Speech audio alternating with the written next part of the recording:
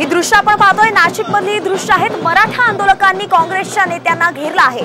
इथे आपण पाहतोय विरोधी पक्षनेता विजय वडेट्टीवार आहे, त्यांना मराठा आंदोलकांनी निवेदन दिलंय। निवेदन कशा संदर्भात तर मराठा आरक्षणाबद्दल आपली भूमिका जाहीर करा या संदर्भात हे निवेदन देण्यात आलंय। आपण पाहतोय दोघांमध्ये बातचीत होतीये, त्यांच्या मागण्या काय आहेत ते वडेट्टीवारांना सांगतायत। नाशिकातून ही थेट दृश्य आपण पाहतोय।